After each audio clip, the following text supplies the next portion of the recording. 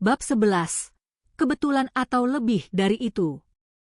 Mao Mao sedang membersihkan sebuah lorong di suatu tempat di istana luar, seperti yang sering ia lakukan ketika ia mendengar sebuah kisah yang sangat aneh. Sosok besar mendatanginya dengan sedikit panik. Setelah dilihat lebih dekat, ternyata itu adalah si anjing besar, Li Haku. "Ada apa?" tanya Mao Mao, meletakkan kainnya. Pejabat militer yang kekar itu tidak punya alasan untuk datang ke kantor Jinshi, kecuali ia perlu sesuatu dari Mao Mao. Tidak ada waktu untuk basa-basi. "Ada masalah." "Masalah apa?" Kalau ia sudah jauh-jauh ke sini, pasti serius. Meski kadang-kadang terlihat begitu, Li Haku hampir tidak punya waktu luang. "Kamu ingat kebakaran di gudang itu? Belakangan kami mengetahui bahwa pada hari yang persis sama, ada perampokan di gudang lain." Ia menggaruk kepalanya saat berbicara. Satu-satunya yang bisa kupikirkan adalah seseorang menggunakan kebakaran itu sebagai pengalihan. Mao Mao melipat tangan, jadi begitu ceritanya. "Apa yang dicuri, kalau boleh saya tanya?" Atas pertanyaan itu, Li Haku jatuh dalam keheningan yang tidak nyaman. Ia menepuk bahunya dan memberi isyarat, sepertinya ingin pergi ke suatu tempat yang tidak akan terdengar. Mao Mao membiarkan ia memimpinnya keluar dari beranda dan menuju ke taman. Li Haku jongkok di bawah naungan beberapa pohon, mengetukkan jari ke sisi hidungnya secara konspiratoris, dan berkata, beberapa perlengkapan ritual menghilang. Perlengkapan ritual? Sesuatu yang sangat aneh untuk dicuri, pikir Mao Mao. Ya, beberapa tampaknya sudah menghilang, namun sayangnya kami tidak tahu tepatnya apa. Li Haku menggelengkan kepala dengan putus asa. "Anda tidak tahu apa isi gudang itu? Apakah penjaga gudangnya seceroboh itu?" Bukan begitu. Saat ini tidak ada yang bertanggung jawab atas tempat itu. Seorang pejabat penting yang sangat terlibat dengannya meninggal tahun lalu, dan itu mengacaukan segalanya. Mungkin soal atasan baru yang merombak susunan. Mungkin bisa tanya kepada siapapun yang mengawasinya sebelum orang itu. Ada kerumitan di sana juga. Lihat, ia tidak dalam kondisi untuk kembali bekerja. Ia kena keracunan makanan tidak lama lalu, dan ia masih tidak sadarkan diri. Li Haku menghela napas seolah untuk menekankan betapa sulitnya keadaan yang ia hadapi. Namun kata-kata keracunan makanan membuat ingatan Mao Mao bekerja. Bukankah ada kasus seperti itu tepat setelah kebakaran? Sebenarnya, hampir bersamaan dengannya. Apakah itu kebetulan adalah juru tulis yang gila kuliner itu? Tanyanya. Mata Li Haku melebar. "Bagaimana kamu tahu tentang itu?" Panjang ceritanya. Kebakaran, pencurian, dan kondisi juru tulis yang tidak berdaya, bisakah semuanya itu satu kebetulan besar? Pada suatu level, itu selalu mungkin namun tampaknya sangat tidak mungkin. Sesuatu yang lain yang dikatakan Li Haku juga menarik perhatiannya. "Anda menyebut pejabat penting yang meninggal tahun lalu. Orang seperti apa ia?" Li Haku meletakkan jari di dahinya dan mengeluarkan suara. "Aku ingat ia adalah orang tua yang selalu berprinsip kuat." "Siapa namanya?" "Sial, ujung-ujung lidahku saja. Aku tahu ia sangat menyukai makanan manis." "Mungkin Anda sedang memikirkan Tuan Kounen," kata Mao Mao, mengingat orang yang Jinshi ceritakan kepadanya tahun lalu. Seorang pejabat yang penuh prinsip dan gila gula yang meninggal karena overdosis garam. "Ya, itu dia." "Tunggu, kamu tahu tentang dia juga?" Panjang sekali ceritanya. Keterkejutan Li Haku bisa dimaklumi. Mao Mao sama sekali bukan seorang optimis yang cukup untuk berasumsi bahwa semua kebetulan ini bisa saja, kebetulan semata. Masing-masing tampak seperti kecelakaan jika dilihat sendiri-sendiri. Namun tidak ada jaminan bahwa apa yang tampak sebagai kecelakaan memang benar-benar kecelakaan, seperti yang sudah dibuktikan oleh kasus ikan buntal. Apakah mungkin semua insiden ini disengaja, ditujukan pada suatu tujuan yang lebih besar? Mao Mao memandangi Li Haku. Maaf, Tuan Li Haku, namun apa hubungannya semua ini dengan saya? Benar. Itulah yang aku datangi untuk bicarakan kepadamu. Ia menggeledah sebuah tas dan mengeluarkan sesuatu yang ternyata adalah pipa gading yang Mao Mao temukan di gudang yang terbakar itu. Ia sudah menyerahkannya tidak lama setelah itu, setelah membersihkan dan memperbaikinya. Li Haku bilang ia akan memastikannya sampai ke tangan penjaga gudang, namun ia masih memegangnya. Bukan salahku, kata Li Haku sekarang. Si penjaga bilang aku boleh menyimpannya. Bilang ia tidak mau lagi. Penjaga itu sudah dipecat setelah tuduhan atas kebakaran gudang jatuh padanya. Mao Mao tadinya mengira pipa itu adalah pembelian yang berpotensi mahal, namun ternyata itu adalah hadiah. Seseorang sangat murah hati, pikirnya. Ia bilang salah seorang dayang istana luar yang memberikannya kepadanya. Apakah itu tidak terasa aneh bagimu? Mengapa salah seorang dari mereka mau memberikan benda seperti ini kepada penjaga biasa? Itu mungkin masuk akal, bergantung pada orangnya. Ketika para pelacur menerima hadiah dari pelanggan yang sangat tidak mereka sukai, mereka akan segera menjualnya untuk uang tunai atau memberikannya kepada orang lain. Namun Mao Mao bisa memikirkan kemungkinan lain juga. Mungkin ia tahu bahwa orang itu akan ingin langsung menggunakan hadiah seistimewa itu. Tidak semua orang punya dorongan seperti itu, namun banyak yang punya. Dan jika itulah tujuan wanita misterius itu, ia pasti sudah menebak jalannya peristiwa, kebakaran akan meletus. Orang-orang akan berlari. Pengamanan akan lebih longgar di tempat lain, waktu yang sempurna untuk menyelinap. Li Haku, mengantisipasi apa yang Mao Mao akan tanyakan berikutnya, berkata, sayangnya, ia bilang tidak bisa melihat wajah wanita yang memberikan pipa itu kepadanya. Terlalu gelap. Seorang wanita berjalan-jalan dalam kegelapan? Itu juga aneh. Bahkan istana pun bukan tempat seorang wanita seharusnya berjalan sendirian di malam hari.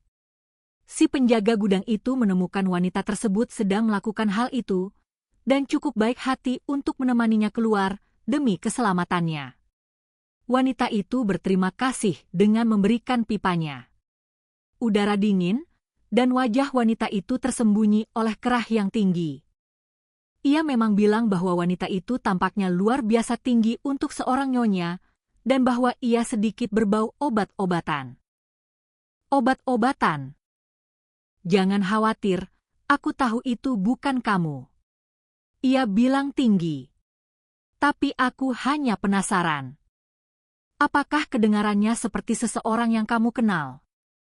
Meski mungkin terlihat seperti orang dungu, Li Haku bisa cukup tajam juga. Tidak bisa sepenuhnya bilang aku tidak punya gambaran, pikir Mao Mao. Mungkin ia seharusnya sekadar memberitahunya persis apa yang ia curigai. Namun kemudian mantra ayahnya bergema di pikirannya, jangan menarik kesimpulan berdasarkan asumsi.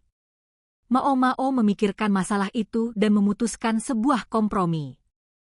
Apakah ada hal lain yang tidak biasa terjadi selain kecelakaan dan insiden yang Anda sebutkan? Itu terdengar seperti pertanyaan yang penuh pertanda dan segalanya, tapi aku bahkan tidak akan menghubungkan sebanyak ini tanpa petunjukmu, kata Li Haku, melipat tangan. Apakah kamu mengatakan ada sesuatu lagi yang harus aku selidiki? Mungkin. Atau mungkin tidak. Yang mana? Kata Li Haku dengan frustrasi.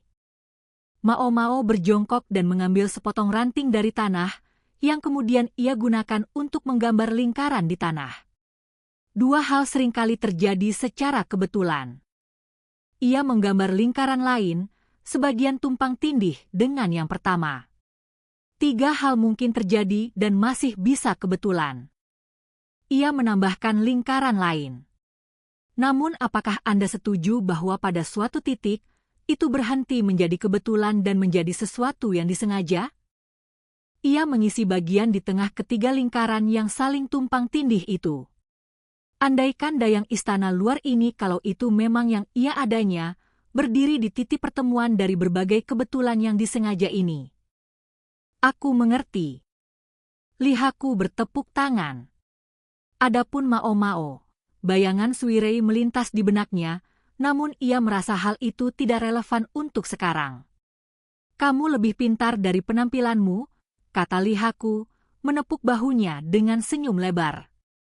Tapi Anda setidak-tidaknya sekuat penampilannya, Tuan Lihaku, jadi tolong berhati-hatilah.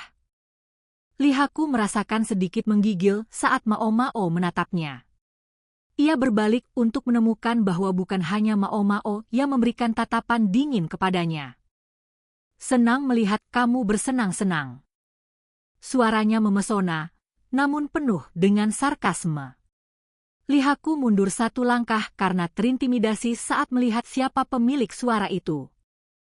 Saya tidak terlalu bersenang-senang sama sekali, kata Mao. Jinshi berdiri mengamati mereka dengan saksama, setengah tersembunyi oleh naungan pohon.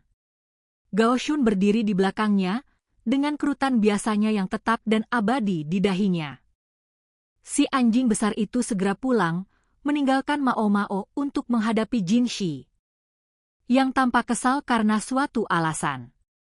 Kamu tampaknya cukup akrab dengan pria itu. Begitukah? Ia menuangkan teh dari teko kecil yang sudah ia letakkan untuk mendidih.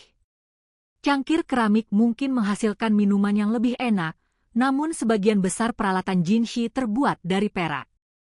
Mao masih belum sepenuhnya jelas tentang posisi Jinshi dalam hierarki politik. Ia lebih dari sekadar Kasim yang berlalu lalang di istana dalam, ia punya urusan nyata di sini di istana luar juga. Ia adalah pejabat militer, bukan? Betul, Tuan, seperti yang bisa Anda lihat. Ia datang untuk membicarakan sesuatu yang mengganggunya kepada saya. Mao meletakkan camilan untuk menemani teh di atas meja. Ia tidak bisa sepenuhnya yakin apakah Jinshi mungkin punya kepentingan dalam apa yang diceritakan Lihaku kepadanya.